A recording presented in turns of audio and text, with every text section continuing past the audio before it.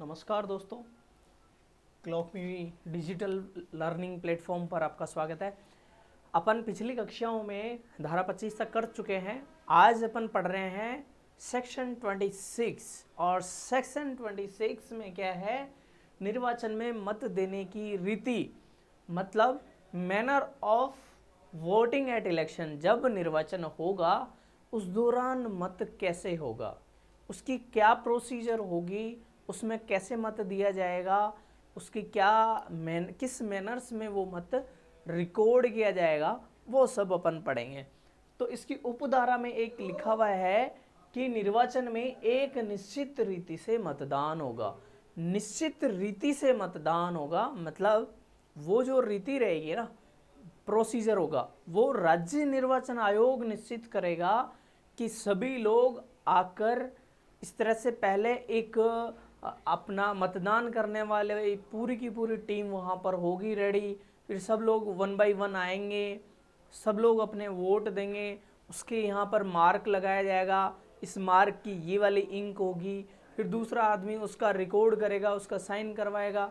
तीसरा आदमी मशीन के पास बैठा होगा और वो वहाँ पर क्या करेगा, रिकॉर्ड करेगा वोट। और वोट होने के बाद वो आदमी निकल जाएगा और वो उसको मिटाएगा नहीं। इस तरह से बहुत सारी प्रोसीजर जो निश्चित की जाती है, हर एक चीज़ के लिए एक एक रीति निश्चित की जाती है, वो किया जाता है। फिर मान लो परोक्षी द्वारा मत मान्य नहीं होगा। किसी दूसरे आदमी की जगह, मान लो मैं अपने भाई की जगह जाकर वोट देने जाऊं, अब मैं वहां अगर वोट देने गया, मेरा भाई भी मेरा जैसा दिखता है, तो मैं वहां अगर वोट देने जाऊं या फिर मेरा भाई मेरी जगह वोट देने जाए, ऐसी स्थिति को मान्य नहीं किया जाएगा, है ना। ऐसी स्थिति को मान्य नहीं किया जाएगा। या फिर मैं अपने दोस्त की जगह जो एक जैसा दिखता है, समान उम्र का है, जाकर वोट देने चला जाऊं, वो मत मान्य नहीं होगा, वो प्रोक्सी लग जाएगा ना। प्रोक्सी बोलते हैं उसको, प्रोक्सी इंग्लिश में शब्द होता है। प्रोक्सी से ही बनाया, ज़्यादातर अंग्रेज अपने से ही सीखे हैं सारी चीज़ें, अंग्रेजों को कुछ आता जाता नहीं है। निर्वाचक का मत एक होगा, निर्वाचक का मत एक होगा। जो निर्वाचक होगा ना, उसका मत एक होगा। जो वोट देने वाला होगा उसका एक ही होगा। अगर वो जाए और वो वोट डालने जाए और वो कमल के निशान पर भी लगा देते, कई बार महिलाएं ऐसा करती हैं, कमल के निशान पे भी दे आई, कांग्रेस हाथ में भी दे आई, सबको दे आई कि मैं तो सब खुश रहो, उसमें उनका मत मान्य ही नहीं होता। मतलब ऐसी स्थिति हो जाती है कि उनका वोट देना ना देना सब वेस्ट हो जाता है। तो आप एक ही उम्मीदवार को, नगर पालिका के सदस्य को, वार्ड मेंबर को वोट दे सकते हैं। एक से अधिक को वोट देने पर आपको क्या माना जाएगा, मत शून्य माना जाएगा। ठीक है। सभी वार्डों को राज्य निर्वाचन आयोग द्वारा निश्चित रीति से मतदान मशीनों से प्रत्येक वार्ड द्वारा रिकॉर्ड किया जाएगा। जो प्रोसीजर है वो मतदान मशीनों द्वारा, और वो रिकॉर्ड करने का और सारा प्रोसीजर राज्य निर्वाचन आयोग निश्चित करेगा कि आपके पास इस तरह से ईवीएम आएगी, उसको आप इस तरह से खोलोगे। प्रत्येक वार्ड को दायित्व दिया जाएगा कि आप इसका सुचारू संचालन करवाने के लिए ये प्रोसीजर करें।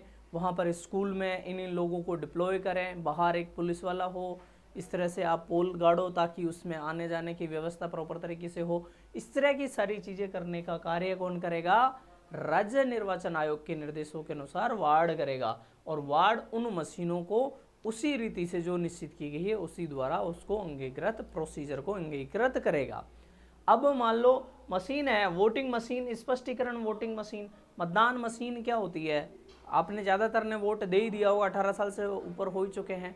मतदान देने की मतदान मशीन एक मशीन होती है। आजकल ये इलेक्ट्रॉनिक रूप में आ गई। पहले एक मतपेटी होती थी जिस पर ठप्पा लगाया जाता था, अब मतदान मशीन चलती है। उस मतदान मशीन में आप एक तरफ उसको चलाने वाला रहता है, वो अपना स्विच को दबाता है और फिर आप वहाँ जाकर मतदान को दे सकते हैं। जो भी आप देंगे उस पर पहले प्रेस करेंगे तो आपको क्या होगा, वो आवाज़ सुनाई देगी और उस पर लाइट भी जलेगी। इस तरह से होता है। तो वो मशीन होती है जो अपन मत देते हैं उसको रिकॉर्ड करती है और बाद में उसको संस्कृत करके, मतलब प्रोसीजर करके कि भाई किसको कितने वोट आए, इस तरह से वो उसको डाटा को निकाला जा सकता है। फिर किसमें, एज ए फाइनल रिजल्ट के वक्त उसको निकाला जा सकता है। तो जो ये समस्या थी ना, यहाँ पर एक से अधिक उम्मीदवारों को मत वाली, ये इस मशीन में स्वतः ही खत्म हो गई कि एक उम्मीदवार पहले वो दबाएगा, अगर उसने एक बार दबा दिया तो फिर वो दूसरी बार प्रेस होगा ही नहीं, चाहे वो कितनी बार प्रेस करो,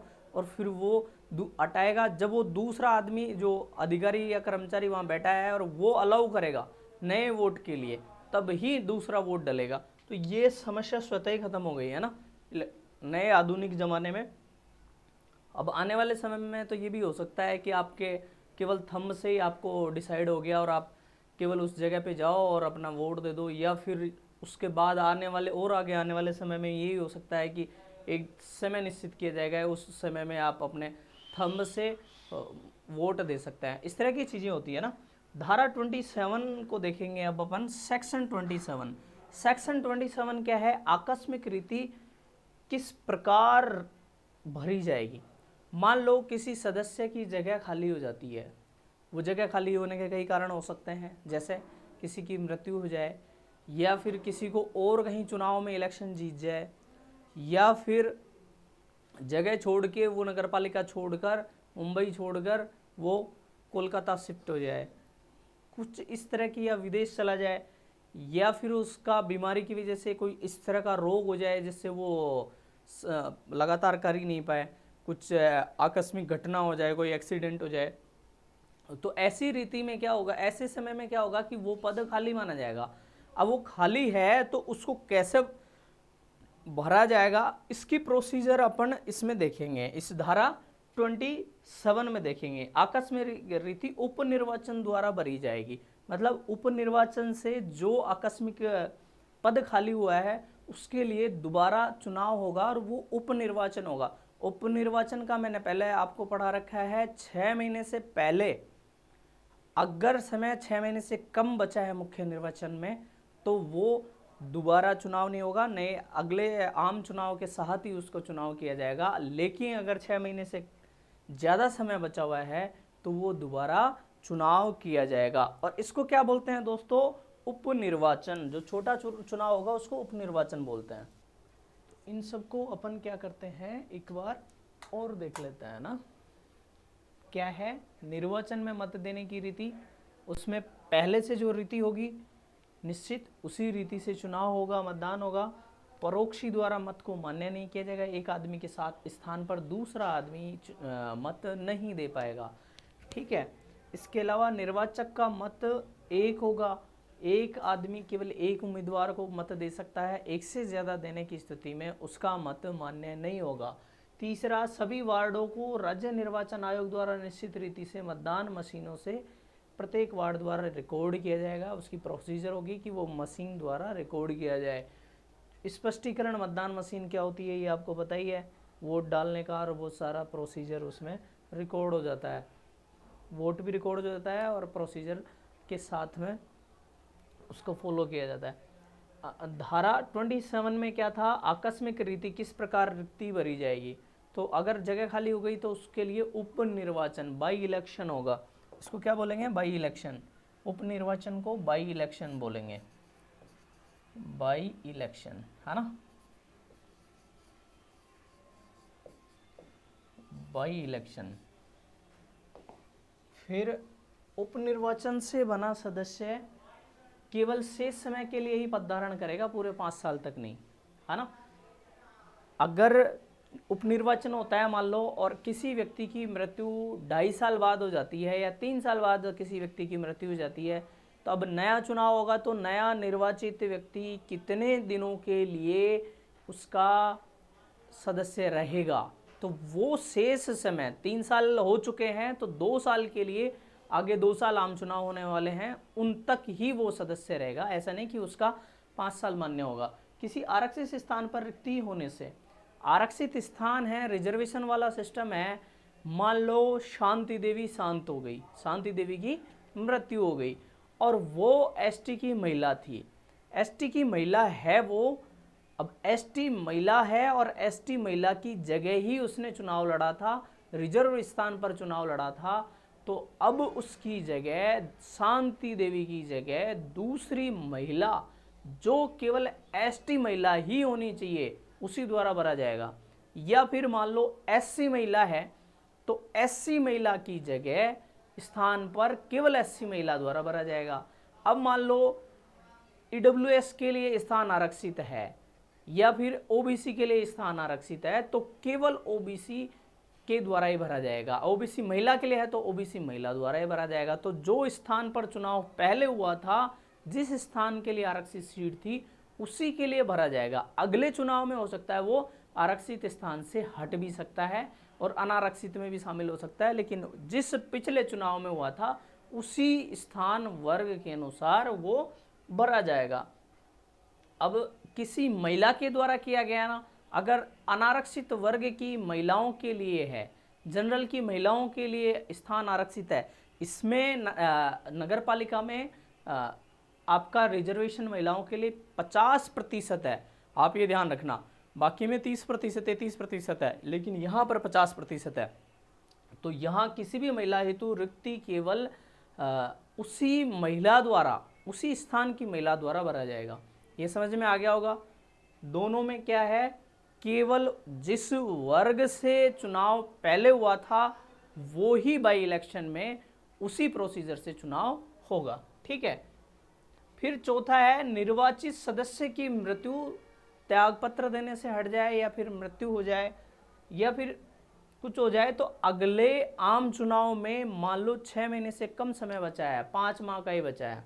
अब 5 माह का समय बचा है तो अब क्या दोबारा इलेक्शन होगा?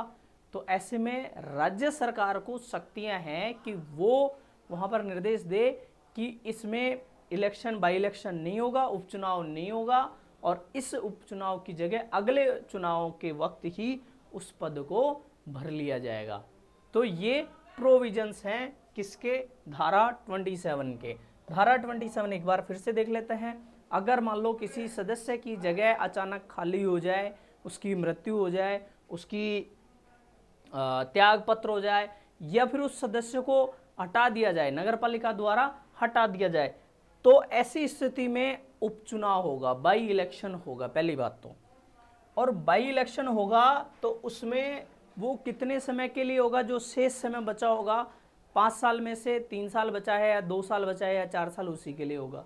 जो बचा हुआ शेष समय है 5 साल में से, उसके लिए होगा। आरक्षित स्थानों में से केवल उसी वर्ग और उसी श्रेणी से लिया जाएगा जो पहले वो आरक्षित है। अगर जनरल सीट है तो जनरल से लिया जाएगा, ST है तो ST से लिया जाएगा, महिला सीट है तो महिला सीट से लिया जाएगा, OBC है तो OBC से चुनाव होगा। ठीक है। फिर चौथा ये है कि अगर वो समय 6 महीने से कम बचा है तो ऐसी स्थिति में राज्य सरकार निर्देश दे सकती है कि आप ये चुनाव अभी बाई इलेक्शन करवाने के बजाय अगले आम चुनाव में करवा सकते हैं। ठीक है। तो ये धारा 26 और 27 हो चुकी हैं अपनी। अपन फिर 28 धारा में फिर मिलेंगे। आपको इसके टू द पॉइंट समरी भी मिल जाएगी, टू द पॉइंट नोट्स भी मिल जाएंगे। जय हिंद दोस्तों।